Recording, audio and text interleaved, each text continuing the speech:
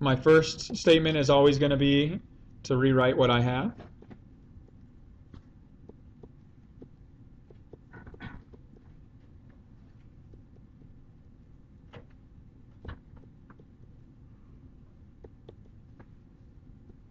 And to identify that as a given.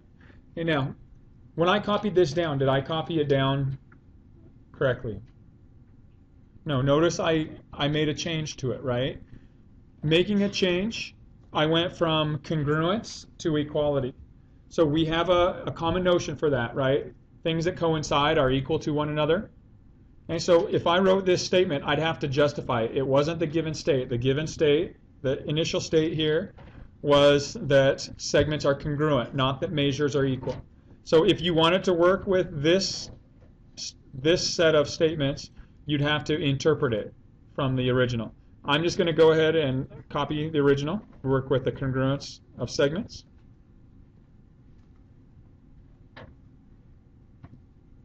First, Patrick.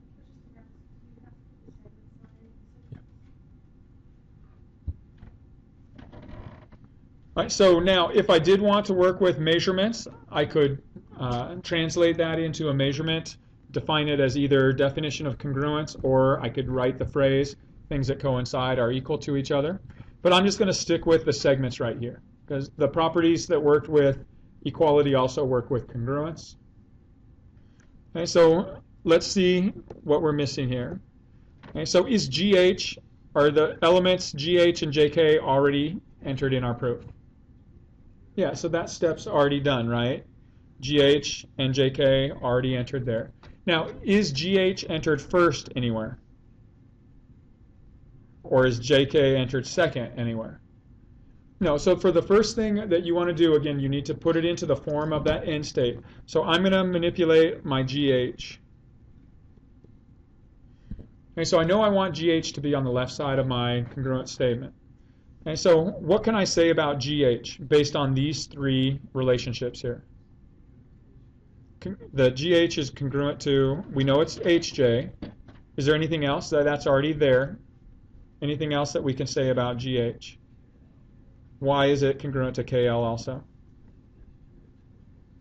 Because two things, GH and KL, are congruent to the same thing, HJ, therefore they're congruent to each other. What justifies that?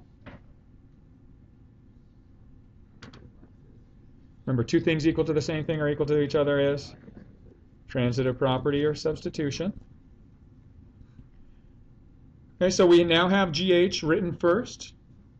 Okay, so if GH is equal to KL, KL is equal to JK, what can we say about GH and JK now? So now we can say those are equal because of what? Again, two things are equal to the same thing. JK and JH are both equal to KL. Therefore, they're equal to each other. Transitive property or substitution. Now, even though these two statements are based on the same justification, transitive property or substitution, can we combine them into one single step? Okay, when you look at this, in order for the statement 3 to be in the same step as statement 2, it has to rely only on elements of the proof that are already introduced. Does statement 3 rely on statement 2? Yeah, it relies on that as a new statement. So statement 3 has to be a distinct step. It can't be part of number 2. And number 2 can only be based on what's above it. And so you do need to have those two separate steps here.